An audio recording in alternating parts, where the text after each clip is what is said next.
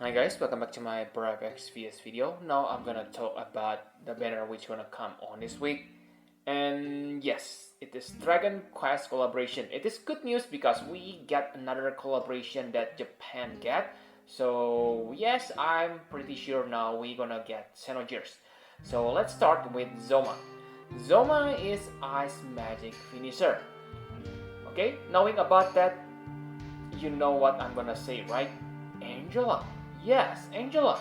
Angela able to become any elemental magic finisher, so I don't think Zoma is that interesting, especially on Japan. Okay, on Japan, remember, Angela Japan version is much weaker than the global version, so I believe that they're gonna upgrade the Zoma because on Japan, the ice limit burst from Zoma only deal like 260 times, which is pretty low if you compare it to Angela, who can reach like 600 times damage modifier. Okay, so I'm pretty sure we gonna get the damage modifier upgrade. The skills probably gonna be same, only damage modifier. That's why, other than magic finisher, Zoma is also bolting strike and chaos wave awaken chain. On Japan, it deals 100 times and 150 times. Again, not amazing at all because if you search for Chaos Wave Awakened Chainer, we have Igni and yes, other global exclusives, so definitely nothing special. I believe they must bump the damage modifier a lot to make them interesting. If not, I don't think it's a good idea to pull them.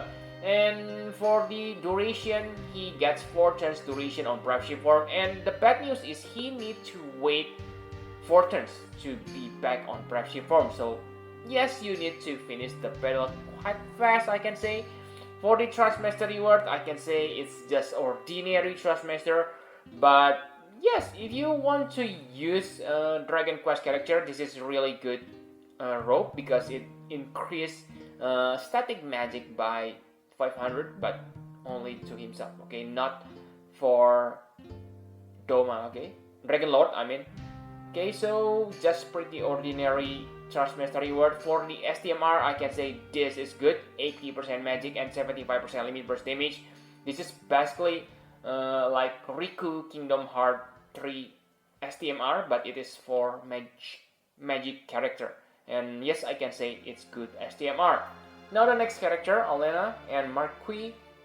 And I can say they are interesting but bad at the same time. Bad because first they are SLB character, like you know that I'm not a big fan of SLB. And SLB character usually use their SLB to deal damage, but this time you use your SLB to improve your normal abilities damage. Okay, so after you use your SLB, you can deal like 375 times per cast. They have triple cast, so yes, about 1000 per turn, which is quite amazing again. But again, we already have Duran if you are into normal abilities thing. So again, I believe they're gonna bomb the damage. So yes, I know he gonna be good and deal a lot of damage, but again, the point here is you need to wait for 3 to 5 turns before able to deal full damage. Maybe you say, oh, I'm okay with that. Yes, that's good for you, but I don't think I like that kind of characters. Okay, and for the tech chain, it is locked to win element. Okay, another weakness I find. And yes, that's all for the abilities. Pretty ordinary character, I must say. Nothing unique or anything. For the Trust Master reward, 60% attack, limit burst fill rate by 100%, and fatal damage protection. This is really good Trust Master reward. Okay? Especially the character, if the character doesn't have fatal damage protection. But yes, overall, this is one of the best Trust Master on this game. For the STMR, the name is Falcon Knife, and it looks like a sword, but it is a fist weapon. Nice, Gumi. And yes, this is good fist weapon because it increases your limit burst damage by 75%, so it's quite huge. This is good for character like Tifa. Okay, so yes, get it if you want it. Very good STMR, but not as good as Zoma in my opinion. Okay, so that's for the Neo-Vision character. Now let's talk about the NVA character. So the NVA here is Dragonlord. Yes, veteran players like me probably have Dragonlord, and if I'm not mistaken, you can buy his prison on using trust coins, if I'm not mistaken. So yes, if you still have a copy of Dragonlord, try to buy the prism to get free in quote shards later. But I must say the character itself is kind of underwhelming unless we get upgrade. Okay, he is really nothing special if he doesn't get upgrade. First, he is fire mage, so if you already have Terra, then it is obvious you don't need this one. And he is Chaos Wave Awaken or Bolting Strike chainer. So yes, he is not finisher, and it seems that his limit burst on Privacy form is also chainable with quad cast Chaos Wave Awaken because it is 32 hits. Okay, so I believe it is chainable with Chaos Wave Awaken. So yes, that's his specialty.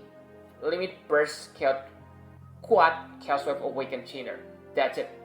And the good thing about this limit burst is you're probably able to use it every turn because you only need 18 limit burst to use limit burst. So I believe if you chain and let's say you have like faster LBV rate buff on your party, you will able to use this limit burst every time.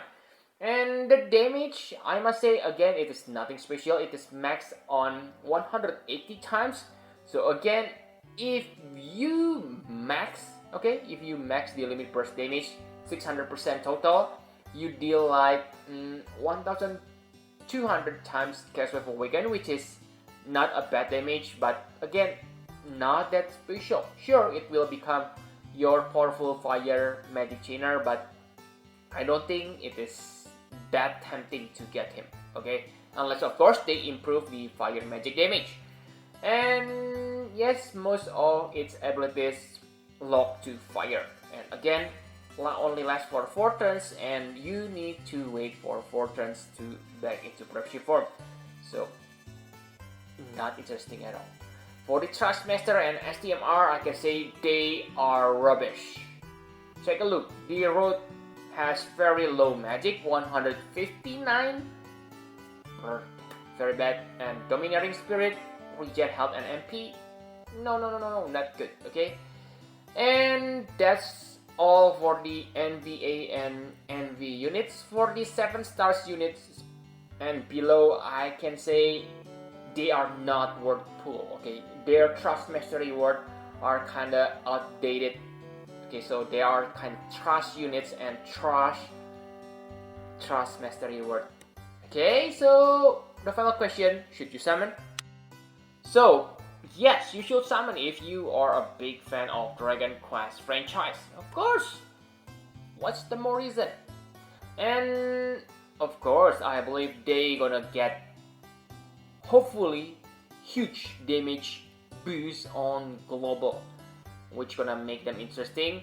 But please don't pull if the damage boost is only a little. And of course, if you don't care about Dragon Quest, because I believe sure they may boost the damage, but remember next week we gonna get Christmas, and we probably, not probably, but I believe we gonna get Clash of Whales on December, and with that we gonna get another global exclusive.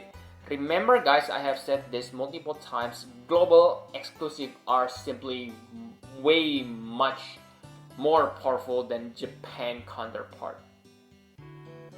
Okay, so yes, I don't see any reason for you to get this, to pull on this banner. Okay, better wait for next week.